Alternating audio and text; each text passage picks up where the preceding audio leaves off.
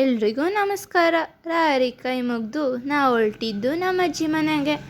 ನಮ್ಮಜ್ಜಿ ಮನೆಯಲ್ಲಿ ಇವತ್ತು ಊಟಕ್ಕೆ ಹೋಗಿದ್ರು ನಮ್ಮನ್ನು. ಅದಕ್ಕೆ ಊಟಕ್ಕೆ ಅಂದ್ಬಿಟ್ಟು ಹೋಗ್ತಾ ಇದ್ದೀವಿ.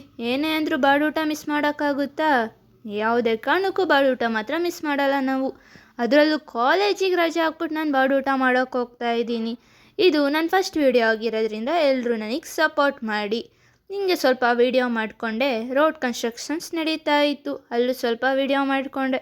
ಸಿಕ್ಕಾಬಟ್ಟೆ ಧೂಳು ಕಣ್ರಿ. ಆ ಧೂಳಲ್ಲಂತೂ ಹೋಗೋಕ್ಕಾಗಲಿಲ್ಲ. ಅದಕ್ಕೆ ಸ್ವಲ್ಪ ಗ್ಲಾಸ್ ಹಾಕ್ಕೊಂಡು AC ಆನ್ ಮಾಡಿಕೊಂಡು ಒಳಗಡೆನೆ ಸ್ವಲ್ಪ ವೀಡಿಯೋ ಮಾಡಿದೆ. ತುಂಬ ಬಿಸಿಲು, ಎಲ್ಲೂ ಟ್ರಾವೆಲ್ ಮಾಡೋಕ್ಕಾಗಲ್ಲ ಅಂದರೂ ಟ್ರಾವೆಲ್ ಮಾಡ್ತಾ ಇದ್ದೀನಿ.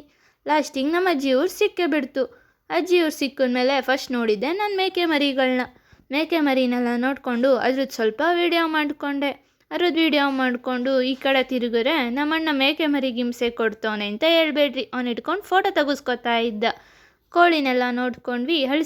ಹಲಸಿನ ಮರದ ಹತ್ರ ಬಂದ್ವಿ. ಅದು ಹಣ್ಣು ಕಿತ್ಕೊಳ್ಳೋಣ ಅಂತ ನೋಡಿದ್ರೆ ನಮ್ಮ ಅಣ್ಣನ ಕಪೀಚೆ ಅಷ್ಟೇ. ಇವೆಲ್ಲ ಮುಗಿಸ್ಕೊಂಡು ಊಟಕ್ಕೆ ಹೋಗಿದ್ರು ಅಂತ ಊಟಕ್ಕೆ ಬಂದ್ವಿ. ಊಟಕ್ಕೆ ಎಲೆ ಎಲ್ಲ ಕೊಟ್ಟು ಊಟ ಬಡ್ಸೋಕ್ಕೆ ಶುರು ಮಾಡಿದ್ರು. ಏನೇ ಅಂದರೂ ನಾಟಿ ಸ್ಟೈಲ್ ಊಟ ಬಿಡೋಕ್ಕಾಗುತ್ತಾ? ಅದರಲ್ಲೂ ಬೋಟಿ, ಚಿಕನ್, ಮಟನ್, ಕಬಾಬ್ ಎಲ್ಲ ಬಿಡೋಕ್ಕಾಗುತ್ತಾ? ಲೈಟಾಗಿ ಊಟ ಮಾಡಿ ಬಂದ್ವಿ. ನಮ್ಮ ಅಣ್ಣಂಗೆ ಊಟ ಜಾಸ್ತಿ ಆಗಿರೋದ್ರಿಂದ ಮಲ್ಕೊಂಡು ಫೋನ್ ನೋಡ್ತಾವನೆ. ಊಟ ಎಲ್ಲ ಮುಗೀತು. ಮಾತುಕತೆ ಎಲ್ಲ ಸ್ವಲ್ಪ ಆಡಿ ನಾವು ಮತ್ತೆ ಊರಿಗೆ ಹೊರಟ್ವಿ.